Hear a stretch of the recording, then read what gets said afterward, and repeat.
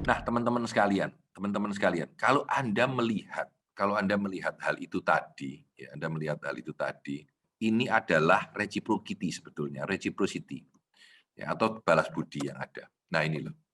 Jadi ada 6, saya ulangi. Udah, oke. Oke, ada 6. Ya. Jadi, partnership yang terbaik punya 6 elemen ini. Saya tulis 5,5 di bawah, agak lucu sedikit. Ya. Karena forgiveness atau mau memaafkan itu tergantung situasi. Jadi tidak selalu perlu ada, kecuali Anda melakukan sebuah kesalahan besar. Ya. Tapi 5 elemen tadi, keadilan, saling percaya, mau menerima orang lain, berkomunikasi dengan baik, dan tidak egois. Ini elemen kunci yang ketiga. Jadi kalau elemen pertama saling mengisi, elemen kedua punya visi dan tujuan yang sama, elemen ketiga punya reciprocity, itu balas budi, balas dendam juga reciprocity ya, saling mengisi gitu. Saya akan jelaskan satu-satu. Yang pertama adalah fairness. Fairness ini di dalam tim yang baik punya rasa keadilan. Jadi kamu dan aku ini kerjanya sama-sama berat. Kalau aku nggak bisa, kamu yang ngerjain. Kamu ngerjain, jangan yang enak kamu makan sendiri, yang nggak enak kamu kasihkan aku gitu. Ya, setiap orang punya. Saya lebih santai, kamu lebih sibuk. Karena kamu bagian sales, kamu sering keluar kota, nggak apa-apa. Ya, karena saya orang accounting ya saya di rumah ngetik komputer. Ya, karena saya mahirnya IT ya saya di kantor tuh ngerjain kabel-kabel. Nggak apa-apa gitu. Tapi secara umum kita adil. Jangan yang enak kamu makan, yang tidak enak kamu buang. Ya, ini pertama, fairness, ya. Fairness ini kritikal sekali, makanya ditaruh di nomor 1, kritikal banget. Ya, ada videonya, ada kera kapucin kera, ada 2 ditaruh dibatasi oleh kerangka gitu, ada 2 kera di kerangkeng ya. Yang satu dikasih timun, yang satu dikasih timun, suruh buang batu, naruh batu dari tempat A ke tempat B. Mau, tiap dikasih timun dia naruh batu, yang sini juga dan sudah 20 kali mau semua. Tapi begitu yang satu dikasih anggur, yang satu dikasih timun, yang dikasih timun marah langsung. Nggak mau jalan. Rasa keadilan itu penting dalam partnership, dalam berteman. Ya. Anda punya 10 karyawan, semua gajinya 5 juta, semua kerja keras. Begitu kena COVID, dipotong jadi 3 juta, semua rasa oke. Okay. Ya. Ada karyawan baru masuk, gajinya 10 juta, buyar, yang lain nggak mau kerja lagi. Jadi rasa keadilan, apalagi di dalam partnership, powerful banget. Powerful banget. Ya. Yang kedua, trust. Trust ini esensinya luar biasa. Ya. Rasa percaya sama dia, oke aku percaya sama kamu. Ya. Sebuah kebiasaan untuk saling mempercayai satu dengan yang lain. Ya. Jadi ini penting banget ini, trust ini. Ya. Bahkan banyak ada bukunya namanya The Speed of Trust. Ya. Nanti saya tunjukkan, The Speed of Trust. The Speed of Trust. Ya. Nah ini loh. Ya. Speed of Trust. Speed of Trust. Ya. Ini isinya cuma 2, karakter dan kompetensi. Karakter dan kompetensi. Ya. Saya ingin cerita nih, karakter dan kompetensi itu apa? Karakter dan kompetensi. Ya, saya miskan dulu sebentar. Ya, ini trust. Ini trust. Nanti saya tunjukkan ada cerita juga. Karakter dan kompetensi. Ya, karakter dan kompetensi. Nanti saya cerita.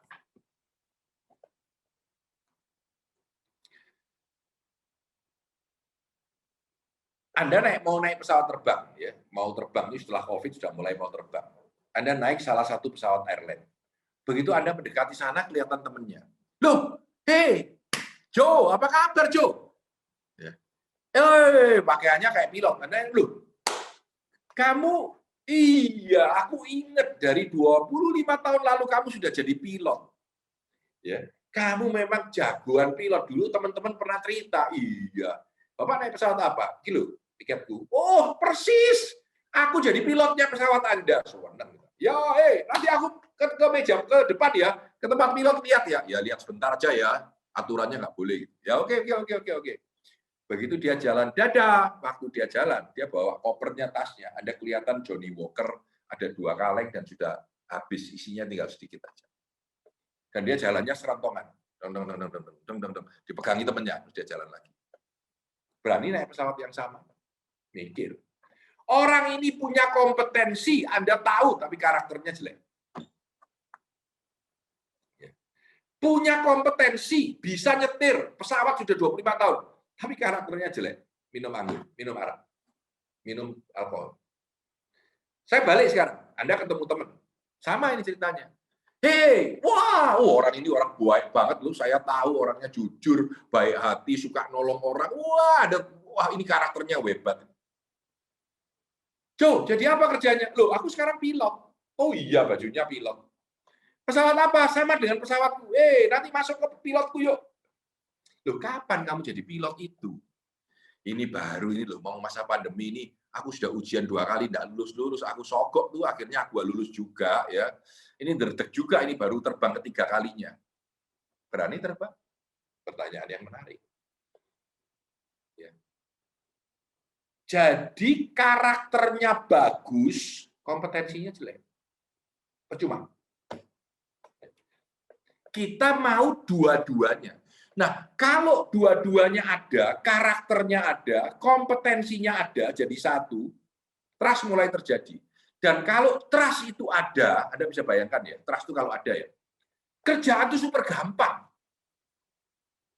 Saya kasih cerita yang gampang aja. Kita punya kesulitan waktu itu jual properti, jual satu apartemen saya di Jakarta. Ya apa caranya jual apartemen? Kapan taken-nya? Taken dulu, kalau nggak dibayar gimana? Bayar masa mau pakai cash? Bawa uang 400 juta gimana bawa cash? Mau transfer, siapa transfer dulu? Taken dulu apa transfer dulu? Pusing. Sehingga apa yang harus dilakukan? Kita duduk di notaris, notarisnya nungguin, kita taken di notaris, kertasnya ditahan sama notaris dulu, orangnya pergi dulu ke bank untuk mentransfer duitnya, bukti transfernya ada, dibalikan ke notaris, batu notarisnya gedong, oke, nanti sertifikatnya dikasihkan kita. Itu contoh yang gampang aja. Bulat. Ya, bulat. Ya. Itu kalau ada notaris yang Anda saling percaya. Kalau tidak ada notaris, ya yopo. Nah, susah. Begitu seorang tidak percaya, itu susah. Saya kerjasama dengan dia, saya tidak percaya, bikin di depan notaris, saya taken. Ya. Tidak boleh melakukan ini. Wah, susahnya setengah mati. Speed of trust ketika ada, semuanya menjadi jauh lebih baik, semuanya menjadi jauh lebih gampang, semuanya jauh lebih sederhana. Saya tunjukkan seorang sahabat saya. Saya tidak punya foto bareng dia. Sudah dicari-cari tadi, tidak ada. Ya, ini namanya Pak Rusmin Kusen, buat teman-teman yang tidak tahu. Beliau adalah bosnya Radio Pas FM Jakarta. Ya. Dan Surabaya, dan Semarang, dan segala macam. Beliau punya 56 radio. Ya. Saya kenalan dia tahun 99, pas mau tahun 2000. Ya. Lalu tahun 2002, saya mulai bikin Business Wisdom.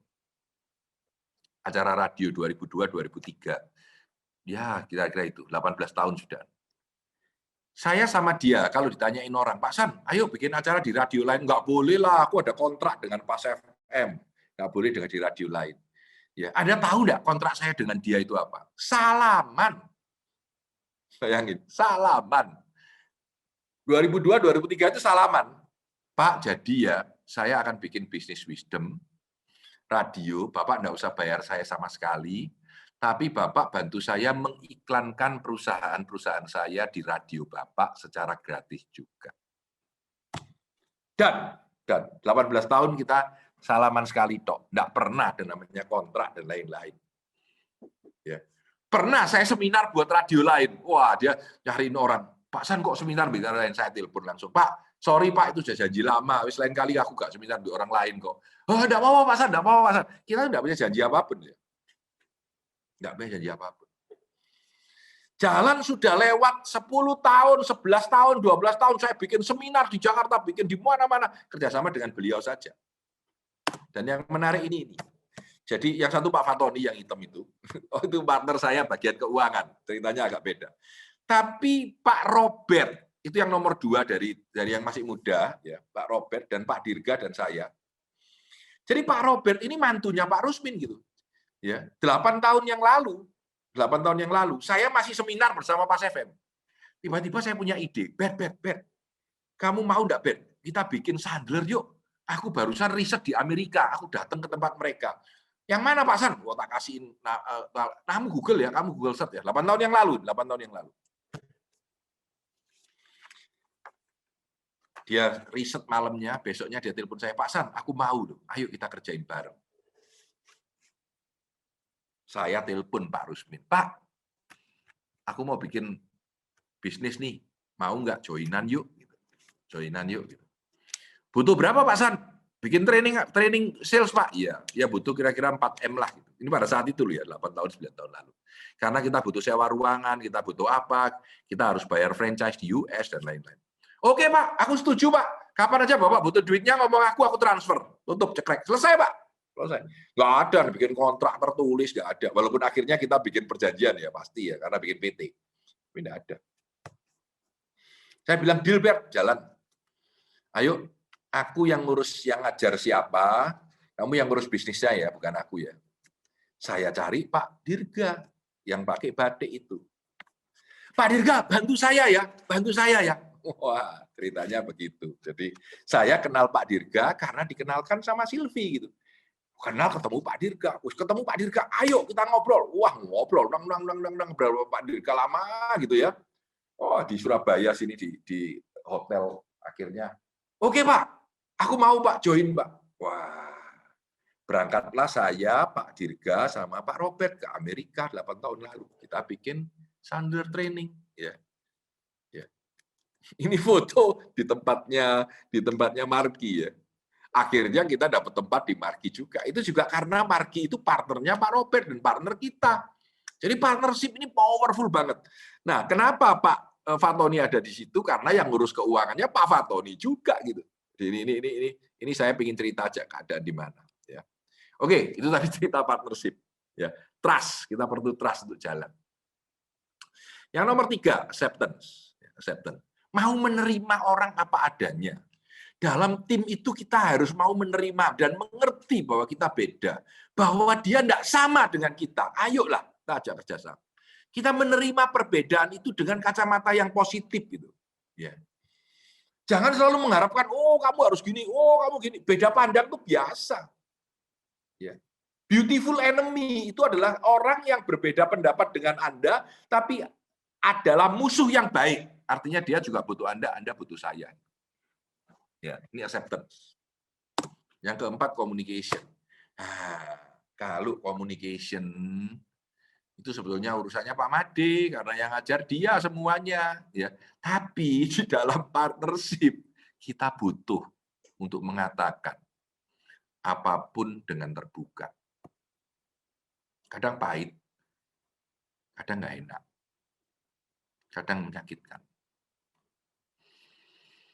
Tapi ada baiknya, ada keterbukaan di antara kita. Ya.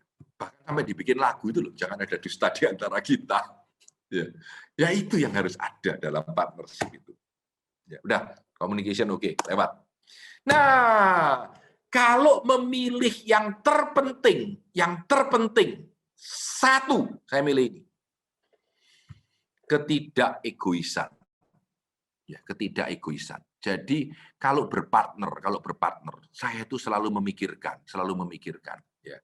Jadi Anda tidak boleh egois. Kalau diawali dengan egois, habis. Nggak jalan. Ya. Lucunya di buku The Power of Two itu keluar cerita yang sama dengan cerita yang saya pakai ketika 15 tahun yang lalu saya cerita. Yaitu tentang kerjasama Hewlett dan Packard. Jadi Hewlett dan Packard ini kerjasama, ada joinan, cerita segala macam ya. Namanya Hewlett, satu namanya Packard. Dan akhirnya mereka membuat osiloskop di tahun 30-an yang mengawali terjadinya Silicon Valley. Waktu dia bikin Silicon Valley itu, Silicon Valley Company, memilih nama, itu mereka flip the coin. Namamu dulu apa namaku dulu. Bisa Packard Hewlett, bisa Hewlett Packard. Jadi akhirnya nge-flip coin, untuk yang menang siapa? Ternyata yang menang adalah Packard. Sehingga Hewlett bilang, oke, so the company name will be Packard Hewlett. Dan Packard bilang, no, I win. Aku yang menang. I decide the name. Aku yang memutuskan namanya. Your name first, please. Namamu dulu aja. Keren ya? Bulu kuduk saya berdiri. Menarik. Menarik. Ya. Kalau kita mengawali dengan unselfishness, tidak serakah, ya. Begitu mulai bisnis serakah, celaka. Ya. Ada satu cerita lagi yang sering saya pakai juga, namanya Stephen. Ya, Stephen ini ada dua, satu Stephen Levitt, satu Stephen apa gitu. Mereka bikin buku yang sangat terkenal. Ya, satunya profesor dari University of Chicago. Kayaknya saya kemarin kelihatan bukunya di sini. Ya. Lalu dia bikin buku, dan Stephen ketemu di restoran. Dan mereka rencana bikin buku kan sudah di planning bilang. Terakhir baru ngomong, kalau gitu duitnya ya apa hasilnya nanti kalau menghasilkan uang banyak. Siapa tahu bestseller dia bilang gitu. Kalau bestseller di Amerika dapat duit banyak.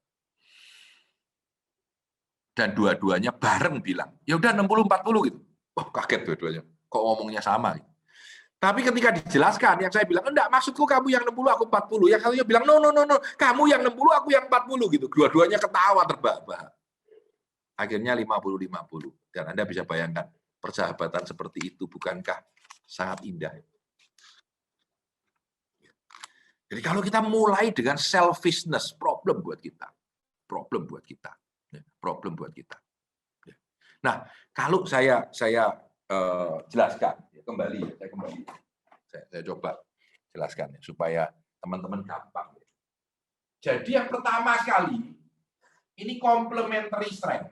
Complementary strength, kekuatan.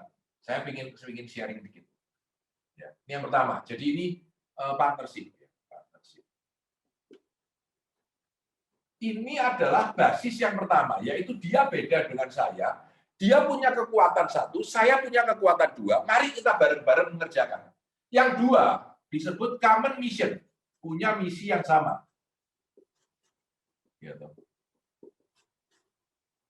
Pak Yoyo dengan saya itu sama. Tujuan kita membuat pendidikan yang bisa membuat sekolahan itu menjadi tempat yang bagus untuk orang belajar. Saya dengan Risa punya kacamata yang sama. Kita sering bicara bahwa sebenarnya pendidikan itu adalah sebuah jumping board. Ya, jadi lompat supaya bisa mendarat. Yang paling powerful di dalam society kita. Saya minta maaf, anaknya supir becak bisa jadi orang hebat. Anaknya satpam bisa jadi menteri. Anaknya petani bisa jadi pejabat tinggi. Semua itu karena pendidikan. Ini menarik. Saya betul percaya itu. Saya merasa kita mentraining orang dari dia tidak mampu jadi manajer, dia jadi manajer yang handal, dia jadi manajer yang hebat, dia menjadi orang yang sukses karena kita mentraining mereka dengan benar. Saya percaya itu. Ya. Karena itu kita punya common mission. Dengan dia punya common mission. Dan yang ketiga, ketika kita bicara reciprocity, sebetulnya ada 4, 5, 6, 7, dan akhirnya ada 8. Ya. Yang nomor 3 itu fairness. Ya, tadi kita bicara fairness. Ya. Kita harus fair satu dengan yang lain. Kemudian kita harus punya trust. Kalau kita tidak punya trust, kita nggak jalan. Ya. Lalu kita harus punya acceptance, mau menerima. Acceptance, mau menerima. Ya. Kalau tidak menerima, nggak jalan. Ya. Lalu kita punya communication.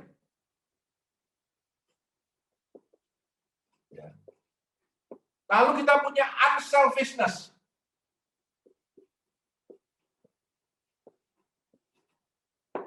Dan yang terakhir, sebetulnya kita punya forgiveness, pengampunan kalau salah.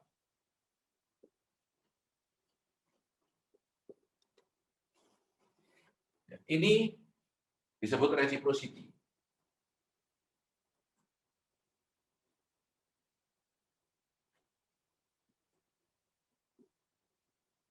Sehari ini isinya cuma ini doang. Kalau saya ditanya orang di awal, Pak San, menurut Bapak yang powerful itu yang mana? Yang powerful. Saya nih, saya akan memilih 1, 2, 3, 4. Yes. Ya. Menurut saya 4 ini yang paling kunci. Kalau saya. Jadi kalau kamu tidak punya ini, tidak jalan. Ya. Kalau kamu tidak punya unselfishness, buyar. Ini bukan tidak jalan, buyar. Akan bertembak. Ya. Tapi kalau kamu punya semua ini terbaik, 8 ini. Ya, 8 ini. 189 peserta, terima kasih sudah hadir di acara kita.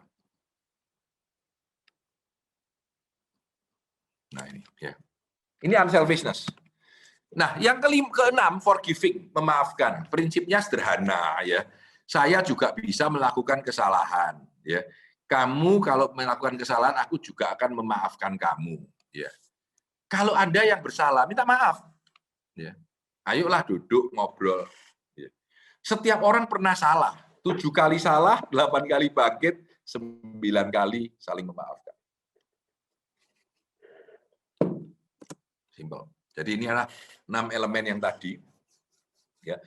Keadilan, saling percaya, menerima, komunikasi, tidak egois, ya, mengalah, ya, dan mau memaafkan orang lain. Nah ini foto saya, ini pas ulang tahun 57, 2 tahun lalu, ya, dengan Risa, Sally, dan Lisa. Ini waktu ulang tahun di kantor saya. Ya.